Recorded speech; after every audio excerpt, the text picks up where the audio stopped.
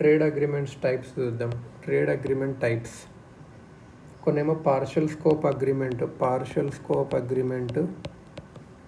A trade agreement between countries for a small list of goods at reduced tariffs.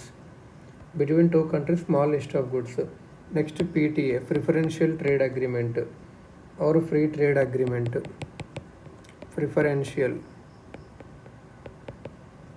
or free trade. All free trade agreements అనేటివి same కాదు. Tariff and list of allowed goods or services could vary depending on country to country. Indian Mauritius Free Trade Agreement different. Comprehensive Economic Cooperation and Partnership Agreement different. CECPA, Comprehensive Economic Cooperation and Partnership Agreement. ఇది number of participants బట్టి bilateral ఉండొచ్చు, multilateral ఉండొచ్చు, regional ఉండొచ్చు, global ఉండొచ్చు.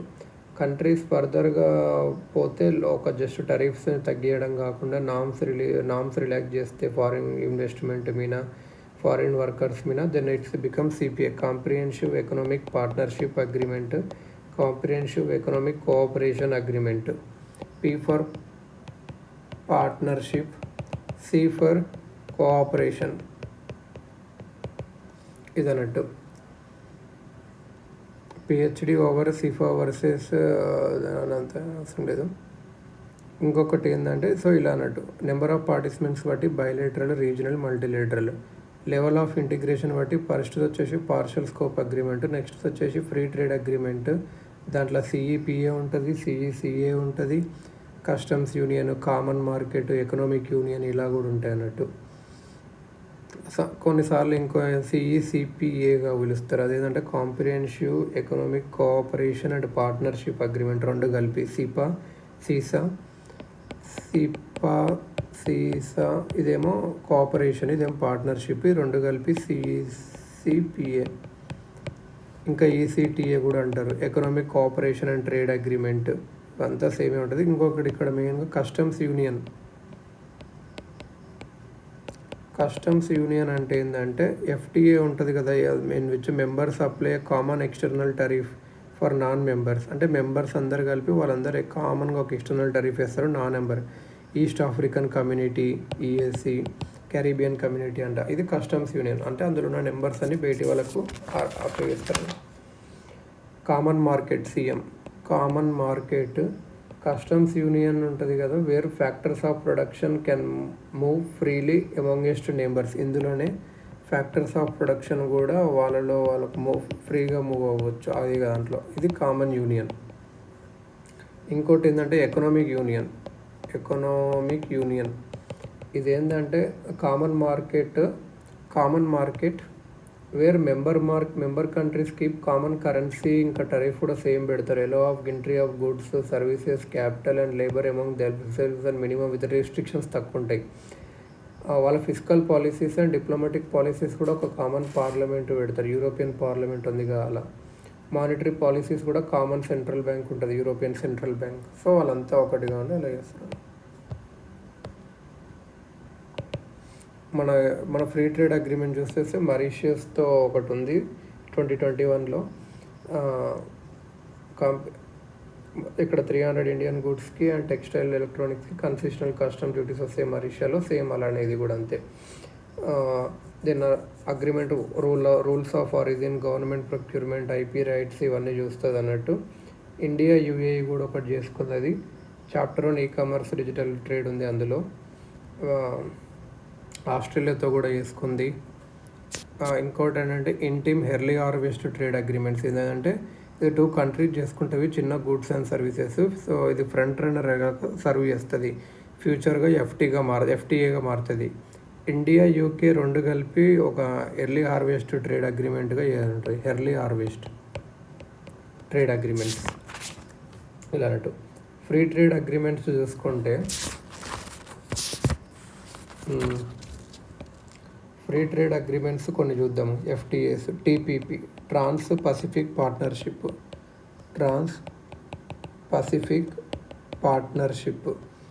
ఇది USA propose చేసింది free trade ఉండాలి 12 కంట్రీస్కి అని చెప్పి. US, Japan, Malaysia, Vietnam, Singapore, Brunei, Australia, New Zealand, Canada, Mexico, Chile, Peru. ఇక్కడ లోవర్ టెరిఫ్స్ ఉండాలి పార్టిసిపేట్ కంట్రీస్కి, ఈజియర్ నామ్స్ ఉండాలి లేబర్, ఎన్విరాన్మెంట్, ఇంకా ఇన్వెస్ట్మెంట్కి. ప్రెసిడెంట్ ట్రంప్ విత్డ్రా చేశాడు నెగోషియేషన్ నుంచి. టీపీపీ అని జాబ్ తీసేసుకుంటుంది యూఎస్ఏ నుంచి. Because companies will setup factories in Mexico, అక్కడ లేబర్ చీప్ ఉంటారు. సో చీప్ ప్రోడక్ట్స్ యూఎస్ఏకి వస్తాయి. We will not able to impose heavy taxes on them అలా అని చెప్పి టీపీపీ అనేది ఇప్పుడు లేదు. టీపీపీ 11 ఎవరు టీపీపీ ఇది USA led TPP could not materialise అవ్వకముందు ఇంకా వేరే నేషన్స్ పసిఫిక్ రీజియన్లో కలిసి వాళ్ళ comprehensive and progressive agreement for trans Pacific చేసుకున్నారు.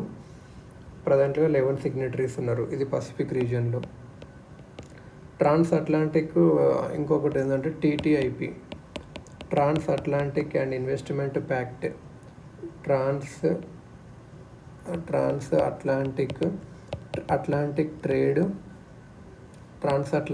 Trade and investment pact. ఇది ప్రపోజ్ చేసిన యూఎస్కి ఇంకా EU మధ్యలో.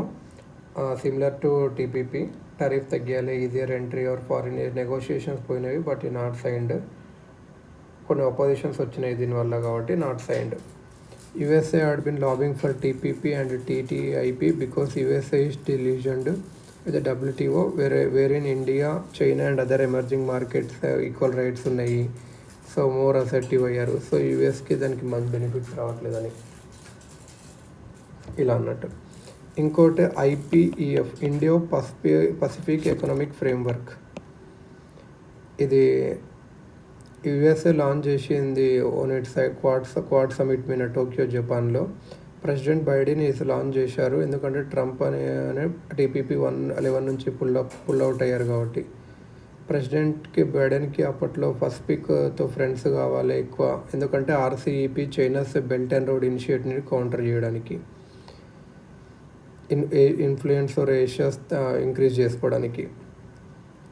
సప్లై చైన్ రిసైలెన్స్, దీనిలో 4 పిల్లర్. ఇది ట్రెడిషనల్ ట్రేడ్ అగ్రిమెంట్ కాదు, 4 పిల్లర్స్ ఉంటాయి. Supply chain resilience, clean energy, decarbonisation and infrastructure, taxation and anti corruption, fair and resilient. India has not join this pillar. So fair and resilient ట్రేడ్లో India join కాలేదు.